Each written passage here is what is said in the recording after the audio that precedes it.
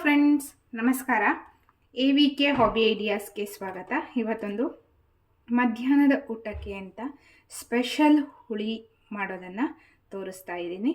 ಅದಕ್ಕೂ ಮುಂಚೆ ನೀವು ಇದೇ ಫಸ್ಟ್ ಟೈಮ್ ನನ್ನ ಚಾನಲ್ನ ವಿಡಿಯೋನ ನೋಡ್ತಿರೋದು ಅಂತ ಆದರೆ ನನ್ನ ಚಾನಲ್ AVK ಹಾಬಿ ಐಡಿಯಾಸ್ಗೆ ಸಬ್ಸ್ಕ್ರೈಬ್ ಆಗೋದಕ್ಕೆ ಮರಿಬೇಡಿ. ಹಾಗೂ ಪಕ್ಕದಲ್ಲೇ ಇರೋ ಬೆಲ್ ಬಟನ್ನ ಕ್ಲಿಕ್ ಮಾಡಿ ಆಫ್ ಅಂತ ಆಪ್ಷನ್ ಚೂಸ್ ಮಾಡಿದರೆ ನಾನು ಹಾಕೋ ವಿಡಿಯೋದ ಪ್ರತಿ ನೋಟಿಫಿಕೇಷನ್ ನಿಮಗೆ ತಲುಪುತ್ತೆ.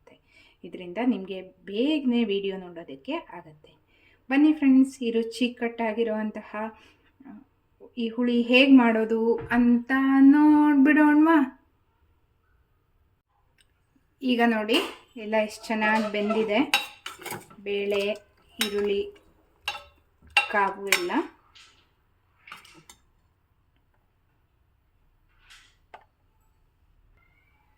ಈಗ ಮಿಕ್ಸಿ ಜಾರ್ ತಗೊಂಡು ಇದಕ್ಕೆ ಒಂದು 1/4 ಕಪ್ ಆಗೋಷ್ಟು ತೆಂಗಿನ ತುರಿ,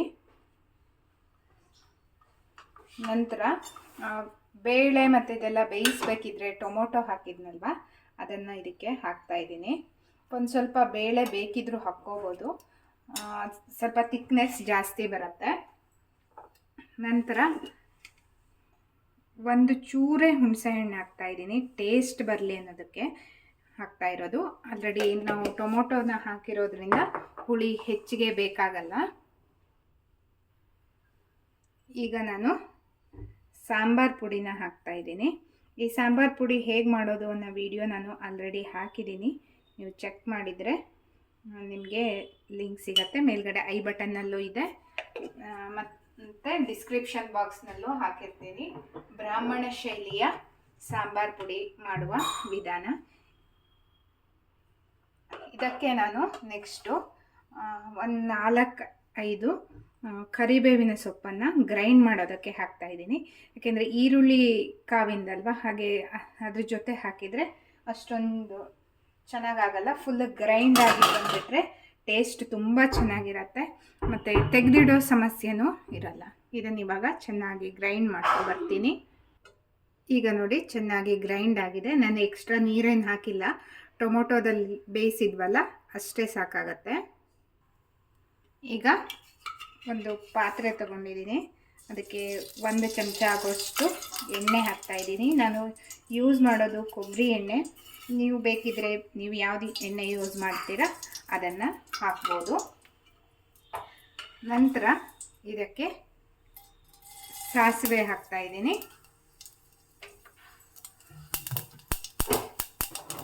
ಸಾಸಿವೆ ಎಲ್ಲ ಚಟಪಟ ಅಂತ ಇದೆ. ಇವಾಗ ಸ್ವಲ್ಪ ಇಂಗು,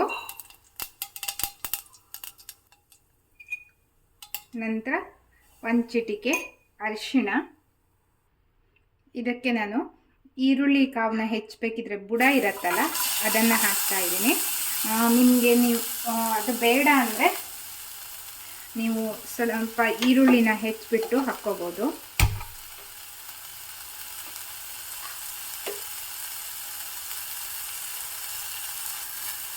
ಇದನ್ನು ಒಮ್ಮೆ ಚೆನ್ನಾಗಿ ಹುರ್ಕೋತಾ ಇದ್ದೀನಿ.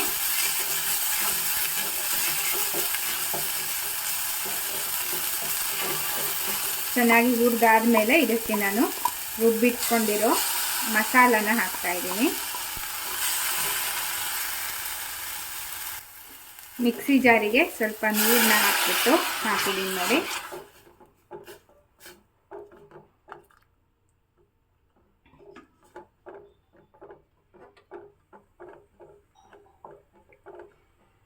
ನೆಕ್ಸ್ಟು ಬೇಯಿಸಿಟ್ಕೊಂಡಿರೋ ಬೇಳೆ ಮತ್ತು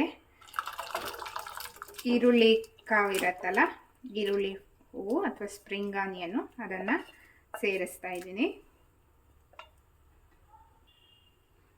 ಒಮ್ಮೆ ಚೆನ್ನಾಗಿ ಮಿಕ್ಸ್ ಮಾಡ್ಕೊಳ್ಳೋಣ.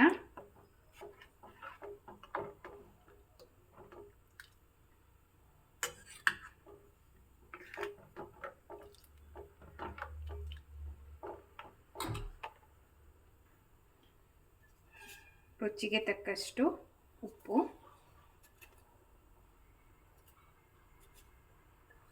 ನೀವು ಬೇಕಿದ್ರೆ ಬೇಳೆ ಎಲ್ಲ ಬೇಯಿಸ್ತೀವಲ್ಲ ಆ ಟೈಮಲ್ಲಿ ಇದಕ್ಕೆ ಸ್ವಲ್ಪ ಒಂದು ಮೀಡಿಯಮ್ ಸೈಜ್ನ ಆಲೂಗಡ್ಡೆನೂ ಸಹ ಹೆಚ್ಚು ಹಾಕ್ಕೋಬೋದು, ನುಗ್ಗೆಕಾಯಿನೂ ಸಹ ಆ್ಯಡ್ ಮಾಡ್ಬೋದು, ಅದು ಸಹ ತುಂಬ ಒಳ್ಳೆ ಟೇಸ್ಟ್ ಕೊಡುತ್ತೆ.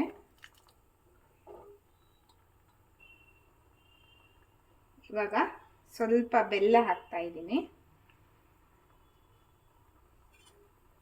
ಚೆನ್ನಾಗಿ ಒಮ್ಮೆ ಮಿಕ್ಸ್ ಮಾಡಿಬಿಟ್ಟು ಚೆನ್ನಾಗಿ ಕುದಿಸ್ಕೋಬೇಕು. ನೋಡಿ ಹುಳಿ ಚೆನ್ನಾಗಿ ಕುದೀತಾ ಇದೆ. ಥಿಕ್ನೆಸ್ ನೋಡಿ ಎಷ್ಟು ಚೆನ್ನಾಗಿದೆ, ಘಮ ಘಮ ಅಂತ ಪರಿಮಳ ಬರ್ತಾ ಇದೆ.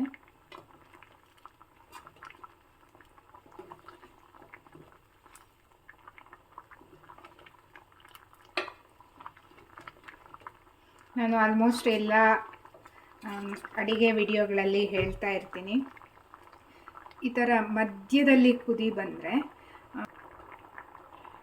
ಉಪ್ಪು ಹುಳಿ ಖಾರ ಎಲ್ಲ ಪರ್ಫೆಕ್ಟ್ ಆಗಿದೆ ಅಂತ ಅರ್ಥ. ಆಲ್ಮೋಸ್ಟ್ 10 ನಿಮಿಷದಿಂದ ಇದೇ ರೀತಿ ಕುದಿಸ್ತಾ ಇದ್ದೀನಿ.